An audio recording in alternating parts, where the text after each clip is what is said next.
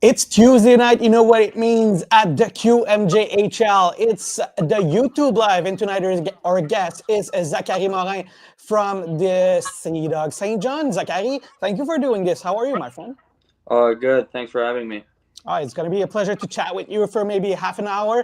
Guys, if you're watching live right now and you have questions for Zachary, put it in the comments. We'll be more than happy to ask those questions for you guys. And that's why we're doing this kind of interview live, is so you can chat with our players too.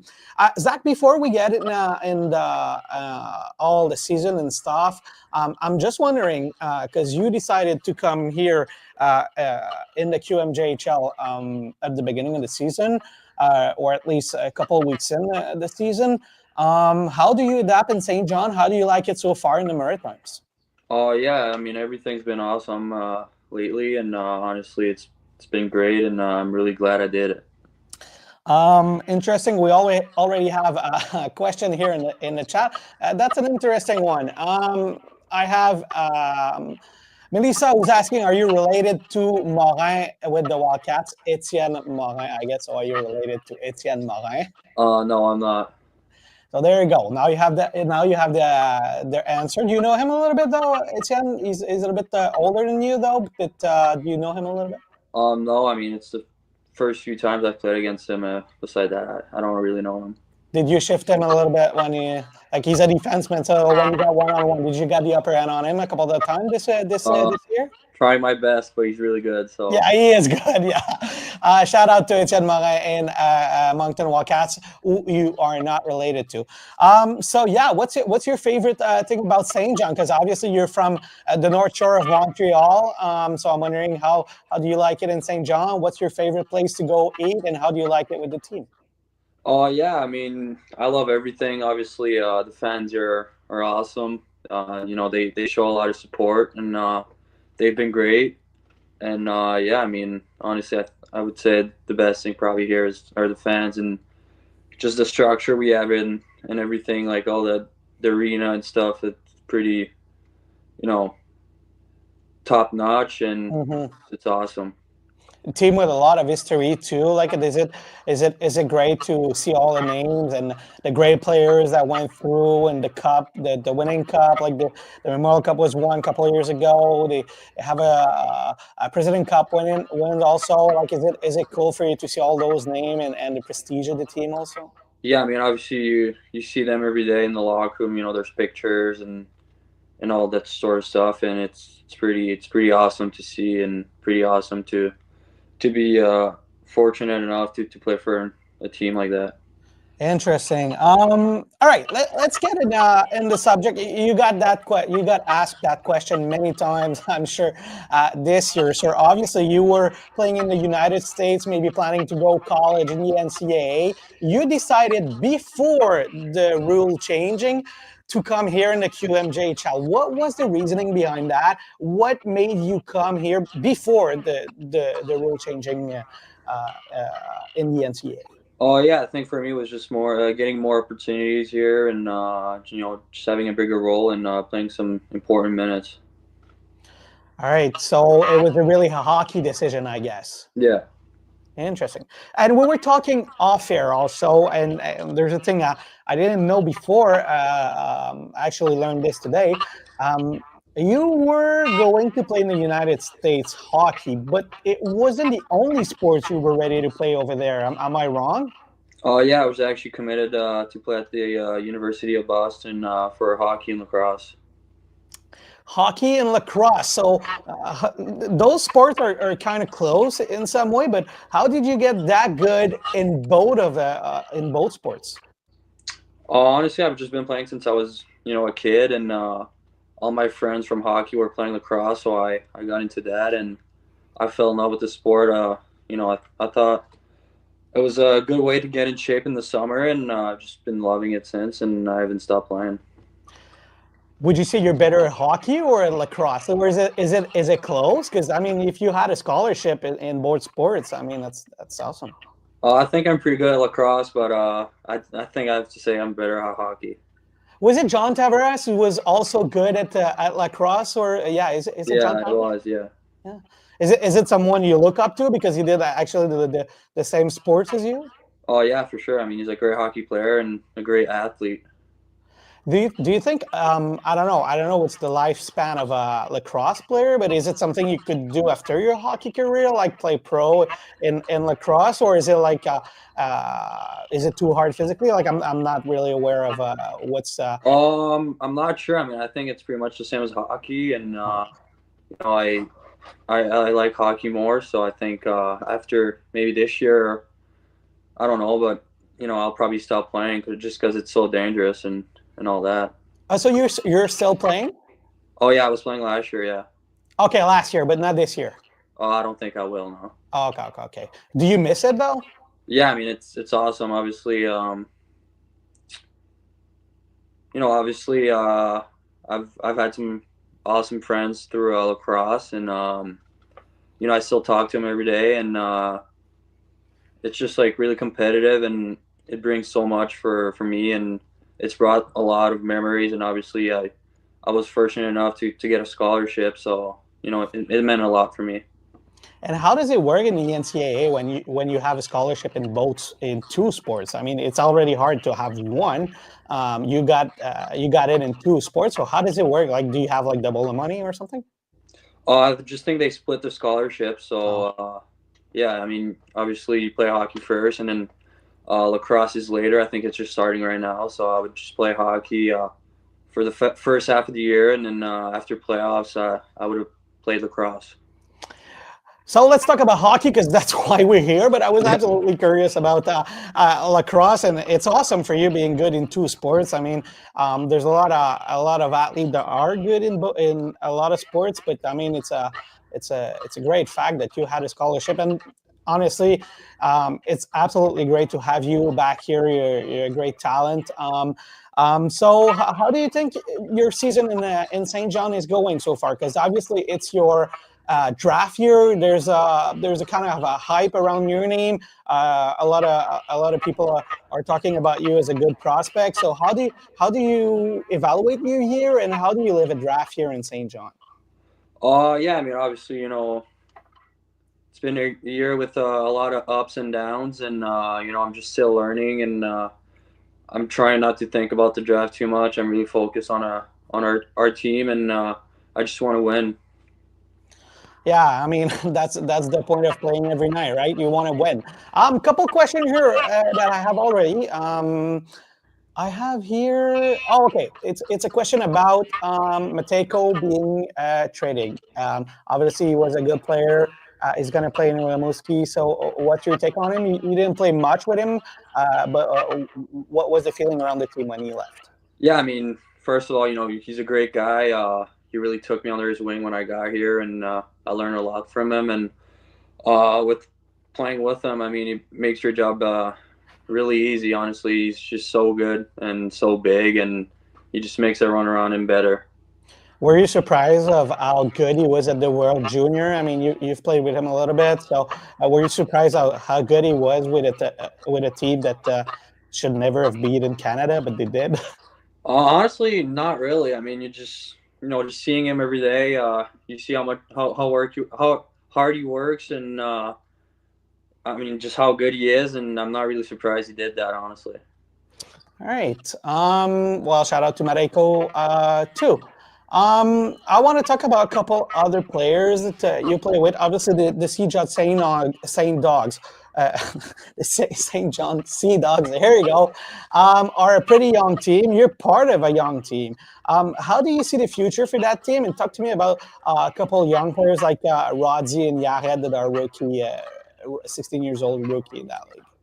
Yeah, I mean, obviously, right now, it's hard for us. We're really young and we're still learning, but I think hopefully we'll be able to win in the future, and I think we're gonna have a pretty good chance at it for the next 2 or 3 years. I mean, Roz and Yared, I mean, you see it every night what they do. They're special talents, and I mean, I think they're going to be great for the Sea Dogs, and hopefully they're going to make us win.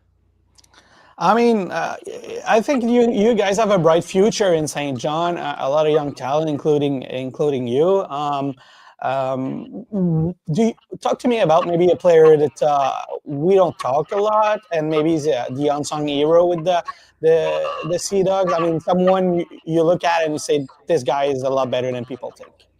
Oh, I think Olivier Groux. I think he's awesome. He's playing some really big minutes for us. He's a leader.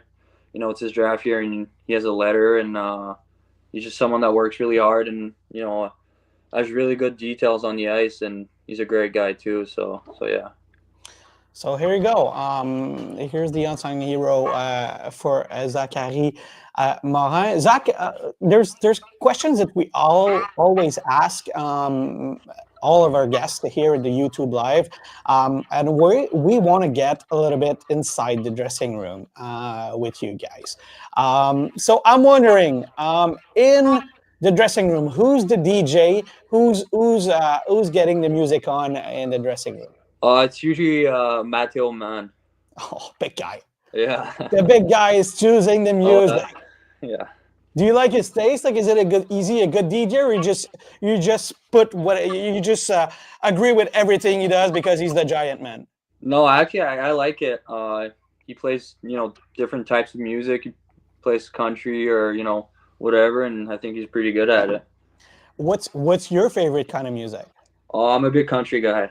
Oh, country guy. So name drop a couple of artists that I don't know you've seen in show, would you like to see in show, or artists that you listen to a lot on your Spotify or Apple or whatever. Oh, I mean, I like Zach Bryan, Morgan Wallen, all those guys. Yeah, I listen to pretty much everything. And is it like your prime song? Like, is it what you're listening to prime yourself before a game, or is it just like a casual day-to-day stuff for you? No, just more in the morning. Oh. Like I'll listen to country music, going to the rink every morning and coming back. But before the games, I'll just listen to whatever Manor puts on. All right, so shout out to Mario Man, the big guy. Talking about big guy, who's the gym rat in the Sea Dogs? Oh, we have a few, honestly. I think Tyler Peddle is a pretty big gym rat.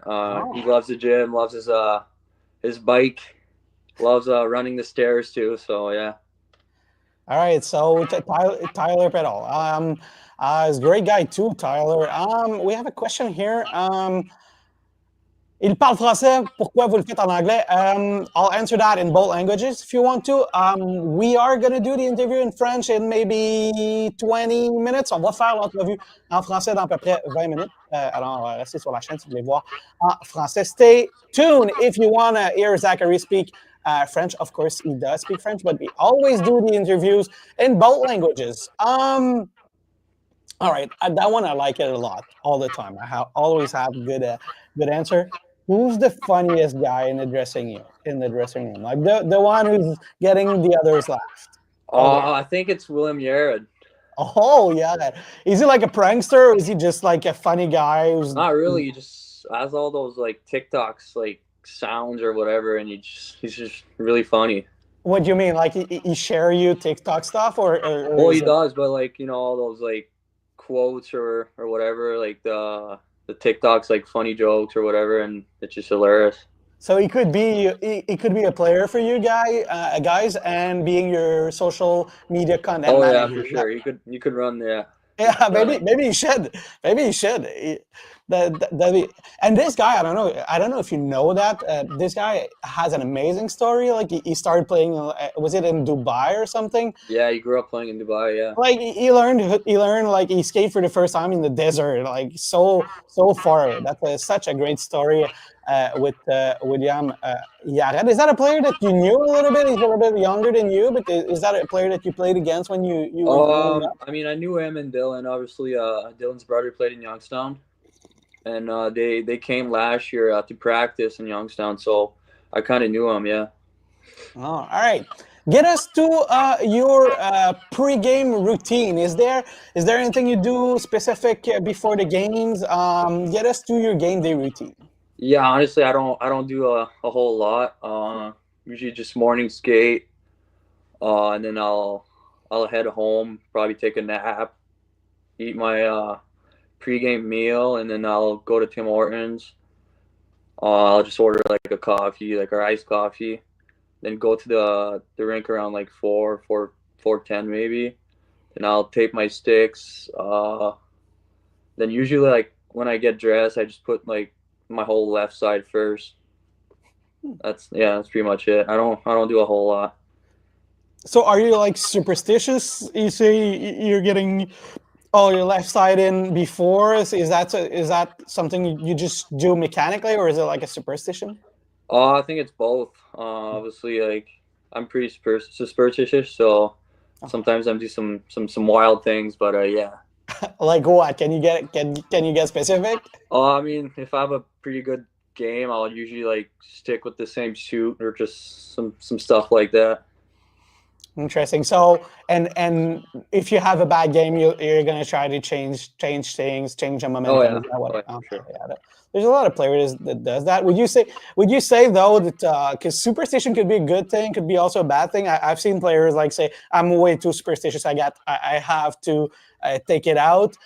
Is that something that you like? I don't know. If the bus is late, you cannot do your routine. If you don't, I don't know, for whatever reason, you put your right skate before your left skate. Like, is it something that's gonna bother you? No, I don't think so. Just No. Okay. something like I like to do. It kind of gets me in the zone, but let's say like the bus is late, I don't think it really bothers me. Yeah, that makes sense. Have a couple comments here and question. Here we go. George Bastarash, go dogs, go. I don't know if you know what George Bastarash is. That like your? Do you know him? Like you smile. Oh no, I don't. But yeah, go dogs, go. Oh, yeah, there you go. Better have some fun. There's a lot of comments tonight. Is he enjoying St. John so far? So we pretty much got into this at the beginning of the interview. So if you want to come back and see at the beginning of the interview, that's pretty much the first question I asked. But unless, Zach, you want to add something, but I guess you do love it in St. John. But if you want to Yeah, add, it's great. I yeah. enjoy it. Yeah, obviously. It's really a great place for junior hockey. Though the building is great, also, and the fans are great too. And like we said before, it's a place with a lot of history in the QMJHL. So we talked about a little bit your draft here, and I want to come back a little bit on your season. Was moving in the QMJHL, I don't know, a way to get more exposed to scout? Like, did it play in your decision because it was your draft year? No, not at all. No. All right. So is there what was like the I don't know key factor that made you come back here at 17? I just think it's getting more playing time and just more opportunities and just a bigger role. Okay, so pretty much the same thing. I have a question. I'm not sure I understand it though. I'll give it to you. Which teammate you'll miss the most who's aging out this season? So I guess she's talking about the 20 years old. Is there? I mean, I guess you guys are all close, so I guess you're all gonna miss all the 20 years old that's gonna leave. I guess. Yeah, I mean, I think I'm gonna miss both of them. They're great guys, and they've helped me a lot this year. So yeah, I'm gonna miss both of them. Talking about players that helped you, is there, I don't know, a player that took you under his wing to make your adaptation in St. John easier? Yeah, I mean Tyler Petto is my neighbor, so I'll just go watch games with him and we'll talk a lot. And he really took me under his wing. That's awesome. And the guy has been, I mean, he has been drafted. I think it was 2 years ago. Was it in Montreal? Yeah. So is that something that you guys talked about? How do you live a draft here? I mean, did he talk about his experience? Oh yeah. We've talked about honestly everything, but it's something that we've talked about a lot, and he kind of helped me with that too. Is there any, like, I don't know, advice that he gave you that made a lot of sense for you and maybe helped you? Yeah, for sure. Like what? Just like things like to not think about like all the rankings and just stuff like that. Like just to stay focused on the team in this year and just being in the the present. not to think about the future. Yeah, that's always a good thing. We're pretty much 5 minutes from the end, guys. So if you have question for Zachary, it's pretty much last call because we're gonna switch in French in maybe 5 to 10 minutes. We'll see how it goes, but we're pretty much it's pretty much last call. If you have question for Zach Morin, but we do have a good question. I like this one. Who's is Morin's favorite player? Who's your favorite player, like maybe in the NHL or